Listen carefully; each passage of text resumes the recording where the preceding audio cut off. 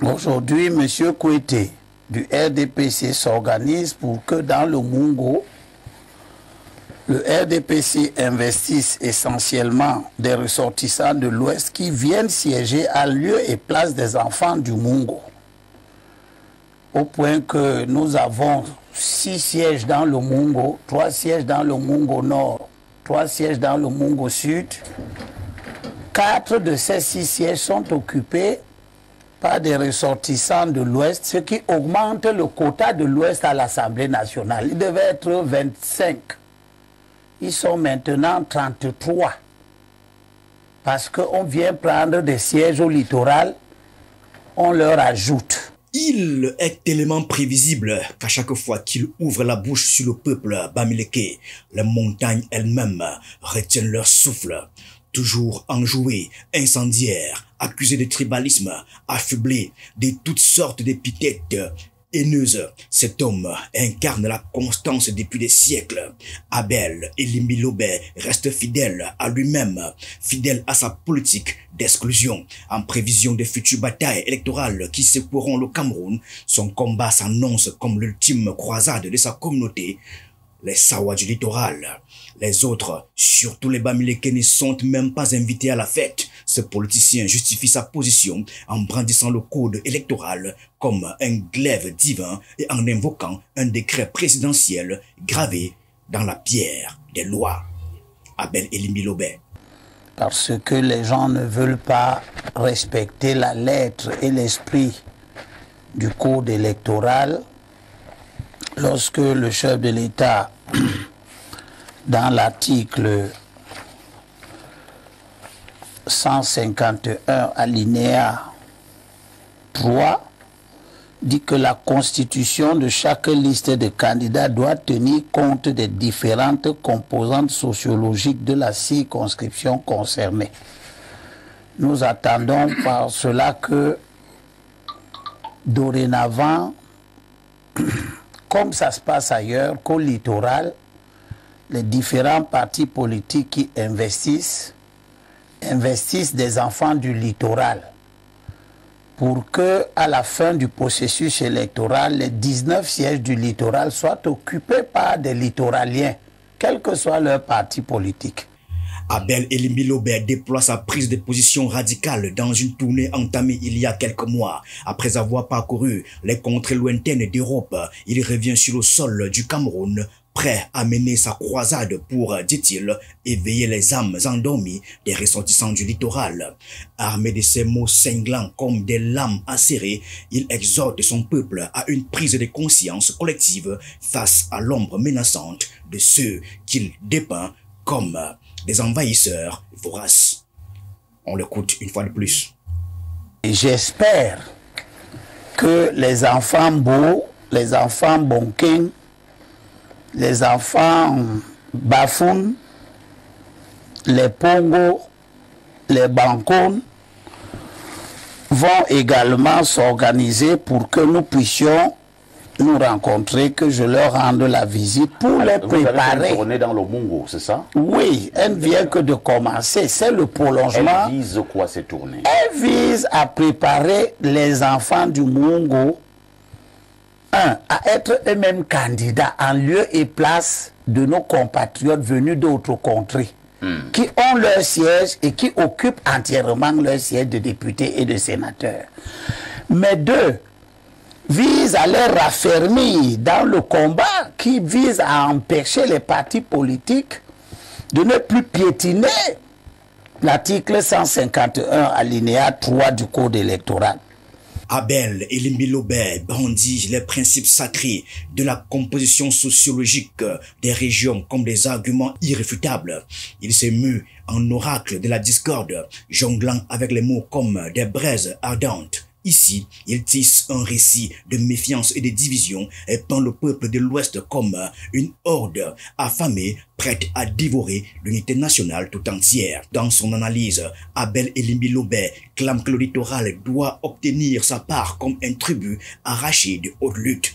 Ses paroles se dressent comme un mur entre les communautés. La composition sociologique des régions est connue. Très bien. Et cela doit être respecté.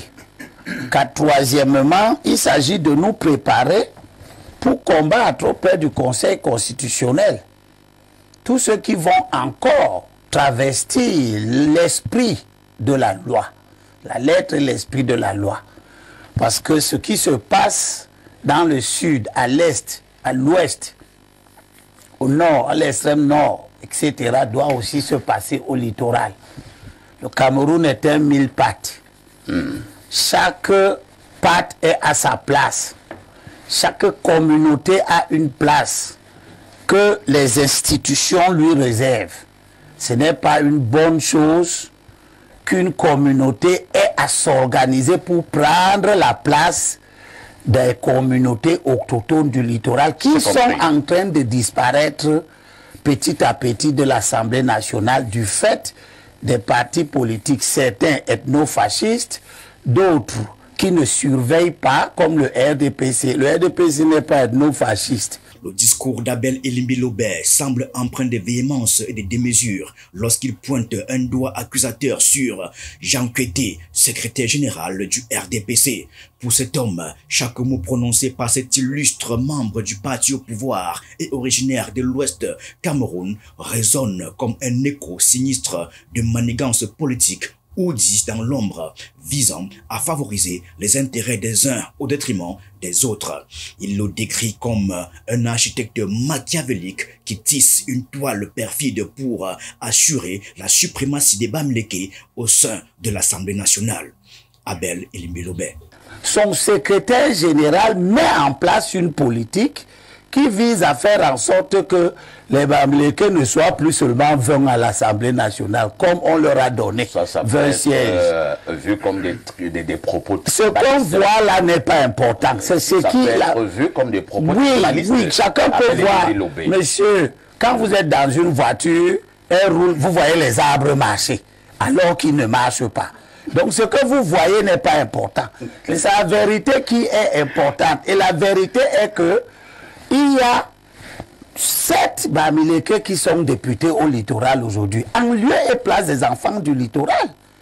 Il y a un Bamoun qui est député au littoral, en lieu et place d'un enfant du littoral. Il y a un anglophone qui est député au littoral, alors que tout le monde sait ici que un francophone ne peut pas être élu en zone anglophone. Donc il faut rééquilibrer ça. Laisser à chacun la place que les institutions, le code électoral, par une disposition à donner à chacun. Son objectif déclaré de sauvegarder les intérêts du littoral devient ainsi le fil conducteur d'une quête aux enjeux multiples où chaque étape de sa tournée est scrutée avec une minutie digne des plus grands analystes politiques. Son engagement à défendre les places du littoral perçu comme un acte de courage politique pour certains sème pourtant le doute dans l'arène politique nationale. L'homme s'est dit prêt à jouer un rôle clé dans le destin mouvementé de sa région natale. Donc c'est l'objet de ma tournée aussi bien en Europe qu'ici. Merci bien. Et que nous nous préparions à mener ce combat qui transcende les clivages politiques. Il s'agit de sauvegarder les places du littoral. Et je pense d'ailleurs que l'évolution politique qui se produit, dont nous allons certainement abondamment parler ici, commence à mettre la puce à l'oreille de tout le monde. Elimbi Lobé. Donc merci au ballon. Vous l'avez dit. Évoluant sur le fil tenu de la politique, Elimbi Lobé jongle avec les attentes et brouille les pistes. Sa sortie où il critique sévèrement le secrétaire général du RDPC tout en adoubant implicitement le parti lui-même soulève un véritable tourbillon de questions et d'interrogations. Une danse périlleuse entre l'indignation et la loyauté où le président du mouvement Kautal semble naviguer en eau trouble, jonglant avec les alliances et les antagonismes pour mieux brouiller les cartes de la politique traditionnelle. Un puzzle politique aux pièces énigmatiques dans lequel intervient le député du RDPC, Angelbert Isomba Bengono, pour lever un pan de voile sur la cohésion et l'unité du parti au pouvoir. On écoute le député de la nation. Si vous permettez que je conclue les propos de M. Elimbi Lobé, je voudrais juste lui rappeler que le secrétaire général du comité central du RDPC n'est pas électeur dans le Mungo. Toutes les listes du RDPC prennent en compte la composante sociologique. Et je crois que les élections au Cameroun, dans toutes les circonscriptions, sont pluralistes. Et c'est peut-être aux électeurs du Mungo qu'il faut poser la question de savoir pourquoi ils donnent souvent leur suffrage à un certain nombre de candidats qui ne seraient pas sociologiquement marqués Mungo. Donc j'encourage les Camerounais à exprimer librement leur choix, démocratiquement. Et je crois que, sauf erreur ou omission de ma part, le RDPC fait toujours l'effort de respecter autant que faire se peut, autant que cela est possible dans chaque circonscription, la composition sociologique du corps électoral. Comme un funambule qui jongle avec les dynamiques tribales d'un pays aux identités multiples et aux histoires entremêlées, Elimbi Lobé lance des flèches acérées qui transpercent les cœurs et soulèvent les esprits. Dans cette mosaïque complexe de cultures et de traditions, ses propos pourraient être qualifiés d'explosifs. Ils pourraient réveiller des échos anciens et raviver des blessures longtemps enfouies. Alors que le Cameroun se prépare à des échéances électorales cruciales pour son avenir, chaque mot prononcé par cet homme politique au tempérament volcanique résonne comme le grondement d'un volcan sur le point d'entrer en éruption.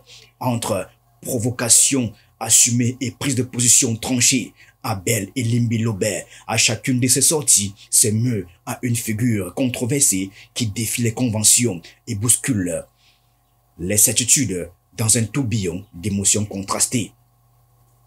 À vous de juger ces propos enflammés qui embrasent les débats et électrisent les consciences, tandis que cet homme politique, au verbe cinglant, continue de secouer les fondations d'un pays en quête de son unité perdue. Que la saga continue entre ombre et lumière dans ce théâtre tumultueux où se joue le destin d'une nation en quête de réconciliation et d'harmonie.